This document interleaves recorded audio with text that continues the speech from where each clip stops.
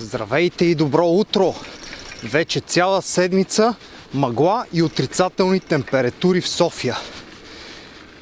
Аз съм си с отопляемите ръкавици на мотора и си ми е готино. Айде да покараме към работа и ще ви разкажа няколко неща. С колегите си говориме за замърсения въздух. И ме гледат всеки ден, пристигам с колелото на работа. Един колега ме пита: добре, не виждаш ли, че е мръсен въздуха? Защо караш колело? Викам: що да е мръсен въздуха? Просто е мъглив. Колело трябва да се кара. А е още повече. Мале колко кучета има тук. Леко да минем покрай тях, някой да не ме джафне, ръпне. Така е. Сутрин песовете трябва да се разхождат. И ето ви един парадокс. Айде да ходим с колите на работа, защото е мръсен въздух. Напротив, трябва всички да се качим на колелета, за да го запазим по-чист. Нали така? Че в мъглата действително се натрупват разни гадости, ако както сега задържи цяла седмица. Продължаваме и на следващото спокойно хубаво местенце ще ви разкажа нещо друго.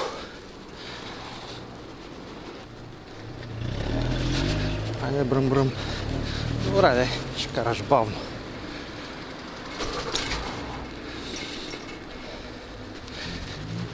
Тук преслегналите полицаи. Скок! Даже и с това дърто колело. Супер! И като казах дърто колело, знаете ли, че станах именно с него Спиди Гонзалес? Сега ще ви разкажа как. Не е чрез едно от тия спускания, които предстои, а е благодарение на това, че слушам коментарите под видеята. Казват ми: инсталирай си, еди си кое приложение. То мери много точно, то е за спортисти. Да, стоманата ги слуша тия неща. Инсталирах си въпросното приложение и от чудо, още с първото такова градско каране с това тежкото колело, стоманеното, подобрих рекорда си. По-бърз съм от спускането ми във Витоша. Не, няма как да стане това нещо, нали се сеща. Прегледах детайлно маршрута и забелязах следното. На някои места приложението отчита скоростта или по-точно позицията през 10 секунди, да речеме. Обаче като се движите между блоковете, между дърветата, и не винаги успява да ви позиционира на точното място. Веднъж по-напред, веднъж по-назад, веднъж по-наляво, веднъж по-надясно и се получават някакви много такива интересни къдрави форми. Също нещо и със скоростта. Забелязах, че има някакви много големи пикове. Тоест, тия GPS приложения не са удачни за измерване на максималната скорост. И това отговарям на всеки. Няма как с маунтин байк да постигнете скорост от 80-90 км в час. Просто е невъзможно. Или поне не на собствен ход. Ако се спускате по някоя ски шанса, става. Но въпросът е все пак с някакво участие от ваша страна, с въртене на педалите, колко ще успеете да развиете. Разбира се, трябва да има и някакъв наклон, който да ви помага, но не става въпрос за спускане от 45-50 градусов наклон. А по-скоро нещо като 12-15, нали, нормален, стръмен, но нормален междуградски път. Това ме накара да направя една калкулация. Само да изкача това баирче и там е по-тихо, ще ви разкажа. Казах тихо, но тук гледайте как се строи яко. За сметката ни трябват някои входни параметри. Това е с каква скорост може да въртите педалите от една страна, какво е предавателното отношение между зъбите на най-голямата предавка и какъв е диаметър, нали, обиколката на гумите. не диаметъра, обиколката. За да изчислиме с каква скорост максимално може да се движим.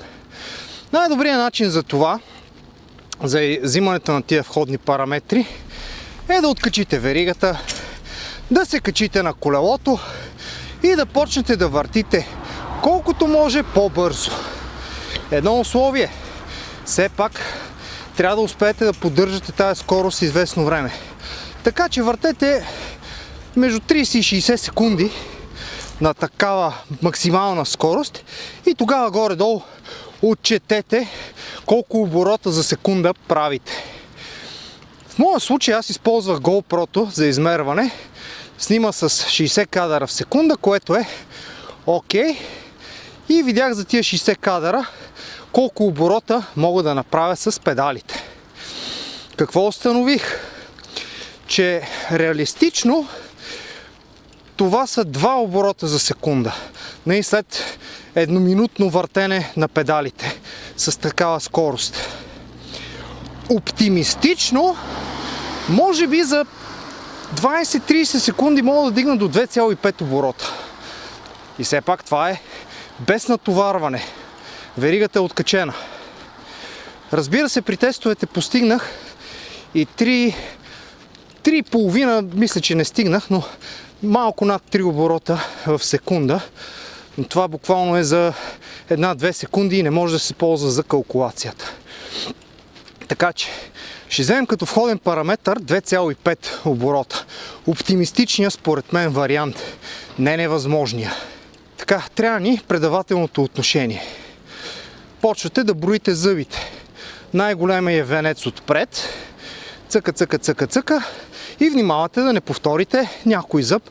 Затова си маркирате и броите внимателно. При мен на Specialized това са 42 зъба отпред. А отзад при колелото се брои най-малкия венец. На Specialized това са 11 зъба. Предавателното отношение 42 делено на 11, малко под 4, 3,8 и нещо си така. Тъй, умножавате 2,5 по отношението 42,11 и получавате с колко оборота може да въртите задното колело. Сега трябва ви и обиколката на колелото. Може да я сметнете лесно. Имате цолажа на гумите, 1 цол е равен на 1 инч, превръщате в сантиметри, но трябва да се има в предвид и колко е дебелината на самата гума. За по-лесно аз сложих един нивелир и премерих директно диаметъра. Уха, тук кълта как е замръзнала. Добре, добре. Иначе така гвацаница става. При мен е 66,5 диаметъра. По числото пи получавате. Алтернативно, ако не ви се смята с такива сложни математически формули, може да сложите рулетката на земята и да бутате колелото. Правите един оборот и мерите. Моята калкулация и измерването с бутане на колелото бяха много близки. 2 метра и 8,5-9 сантиметра. Усредних го между няколко различни мерения и достигнах до числото 2 метра 8,5 сантиметра. И така, броя на оборотите в секунда, по обиколката на гумата и за да го превърнем в километри в час, умножаваме 2 пъти на 60, от секунди към минути, от минути към часове и делим на 1000. При максималните, според мен, 2,5 оборота в секунда, моя Specialized, или по-точно на жена ми Specialized, 26 цоловия, може да развие скорост от 71 км в час. Според мен това е реалистично. Трудно постижимо, но реалистично. При 2 оборота в секунда, скоростта, която успявам да поддържам за по-дълго време, калкулацията казва 57 км в час. Това е точно толкова, колкото постигнах при спускането ми във Витоша. А скоростта от 86 км в час, която ми цитират някои, се получава при малко над 3 оборота в секунда. Пробвайте се да въртите толкова бързо педалите. Ще успеете, но за кратко. Не мисля, че може да поддържате за повече от 5, 6, 10 секунди. А за да достигнете тия обороти, да достигнете тази скорост, ще ви е необходимо повече време. Най-малкото с любимото ви приложение, отчитането на скоростта е през 5, 10, 15 секунди, не знам колко точно. Тоест, трябва да задържите тази скорост. Добре, този спря, този не спря. Стандартно.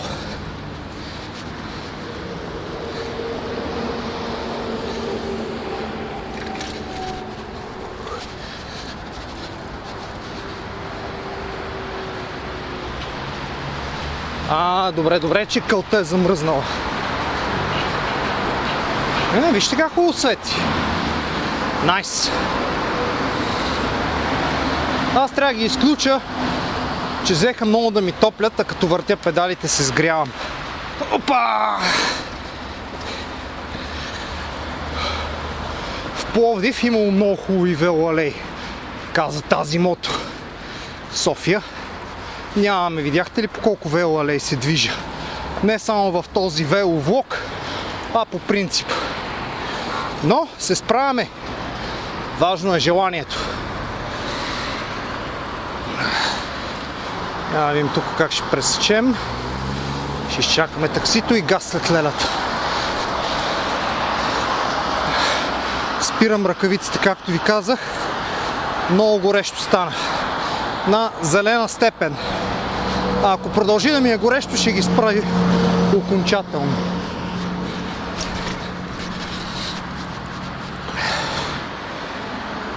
И така, ако не може с приложение да си измерите максималната скорост, с какво може? Ами взимате си едно уредче, като моята Sigma на Specialized. Не забравяйте да си въведете обиколката на гумата. Това е много важен входен параметър, иначе няма да мери точно. И действайте! Ще получите доста по-ниски резултати, отколкото с любимото ви приложение, което става много добре за проследяване на маршрута, за измерване на средната продължителност на карането. Да, аз не казвам, че приложението е лошо, но не става за измерване на максимална скорост. Така, аз бях до тук. Пожелавам ви приятен, успешен ден и до нови срещи!